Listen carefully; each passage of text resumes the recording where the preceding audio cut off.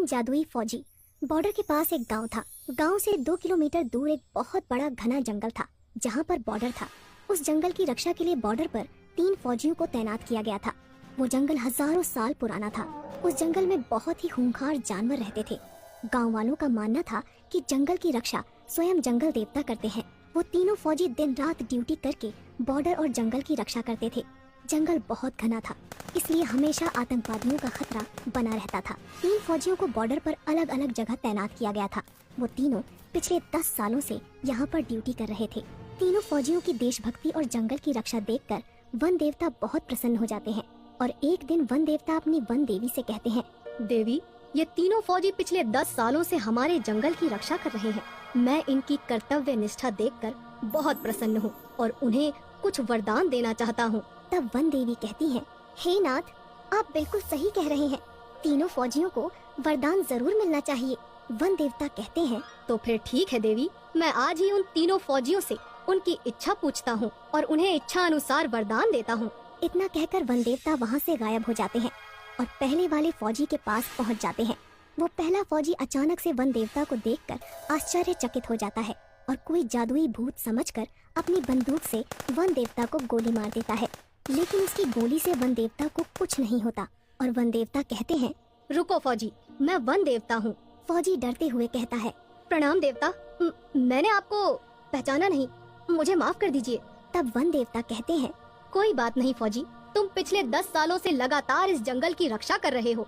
मैं तुम्हारी कर्तव्य निष्ठा से बहुत प्रसन्न हूँ और तुम्हें एक वरदान देना चाहता हूँ। इतना सुनकर वो फौजी बहुत प्रसन्न होता है, लेकिन फिर वो सोच में पड़ जाता है कि वन देवता से क्या वरदान मांगूं। मुझे सोना चांदी मांगना चाहिए, लेकिन भला मैं सोना चांदी का करूँगा क्या? वैसे भी मेरी उम्र रिटायरमेंट होने को है।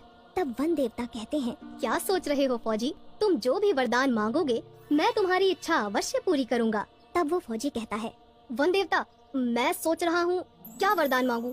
तब वन देवता कहते हैं, मुझे कोई जल्दी नहीं है, तुम चाहो तो अच्छी तरह से सोचकर वरदान मांग सकते हो।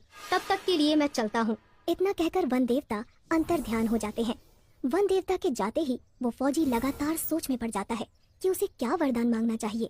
वो अपने मन में सोचता है, मेरे पास भगवान का दिया हुआ सब कुछ है। एक अच्छी बीवी है, 2 बाल बच्चे हैं और सभी की जिंदगी खुशी खुशी गुजर रही है। मुझे अपनी देश की रक्षा के लिए कुछ मांगना चाहिए। वो पहला फौजी काफी देर तक सोच विचार करने के बाद वन देवता को पुकारता है। वन देवता तुरंत वहाँ प्रकट हो जाते हैं। बोलो फौजी, तुम्हें क्या वरदान चाहिए? तब वो फौजी कहता है, वन देवता जी, मेरे पास सब कुछ है, लेकिन आप मुझे एक जादुई बंदूक प्रदान करें। उस बंदूक से मैं जो कुछ भी मांगूं मेरी वो इच्छा पूरी हो जाए। इसके बाद वन देवता कहते हैं, जैसी तुम्हारी इच्छा, मैं तुम्हें एक जादुई बंदूक प्रदान करता हूँ। इस बंदूक की मदद से तुम कुछ भी कर सकते हो।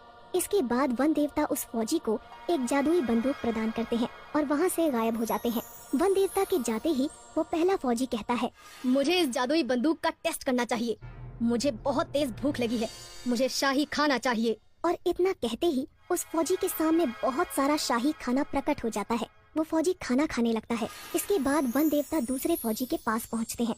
दूसरा फौजी उस समय जंगल के पास मौजूद एक तालाब में नहा रहा था। वन देवता को देखते ही वो फौजी थोड़ा घबरा जाता है और कहता है, अरे तुम कौन हो? तब वन देवता कहते हैं, घबराओ मत फौजी, मैं वन देवता हूँ। तुम पिछले 10 सालों से मेरे जंगल की देखभाल कर रहे हो। मैं तुम्हारी कर्तव्य निष्ठा से बहुत प्रसन्न हुआ हूँ और तुम्हें एक वरदान देना चाहता हूँ। तब वो दूसरा फौजी पानी से बाहर आता है और वन देवता को प्रणाम करते हुए कहता है, प्रणाम वन देवता, मेरे पास एक अच्छी नौकरी है, घर परिवार है, धन संपत्ति भी है, लेकिन मैं बहुत बूढ़ा हो गया हूँ, इसलिए मेरे शरीर में अब वो ताकत नहीं रही। तब वन देवता कहते हैं, तुम हमसे क्या चाहते हो फौजी? साफ साफ बताओ। तब वो दूसरा फौजी कहता है, वन देवता, आप मुझे एक जादुई छड़ी प्रदान करें जिससे मेरी हर इच्छा पूरी हो। वन देवता अपने जादू से एक जादुई छड़ी उस फौजी को दे देते हैं और वहाँ से गायब हो जाते हैं। जादुई छड़ी पाकर दूसरा फौजी बहुत खुश होता है और जादुई छड़ी से कहता है, हे जादुई छड़ी, मुझे फिर से जवान कर दो।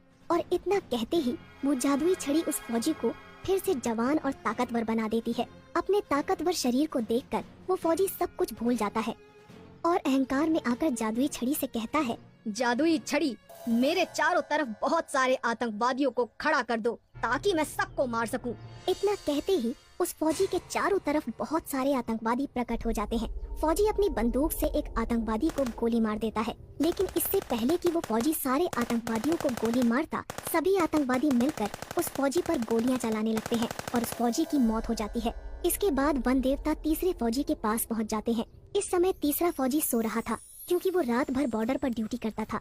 वन देवता उस तीसरे फौजी के सपने में आते हैं और कहते हैं, उठो फौजी, कुछ लोग जंगल में पेड़ काट रहे हैं, जाओ और जाकर उनको रोको। इतना सुनते ही वो तीसरा फौजी अचानक नींद से जाग जाता है, लेकिन उसे अपने आसपास कोई नहीं दिखाई देता। वो कहता है, कहीं मेरा सपना सच तो नहीं था, मुझे जंगल में जाकर देखना चाहिए।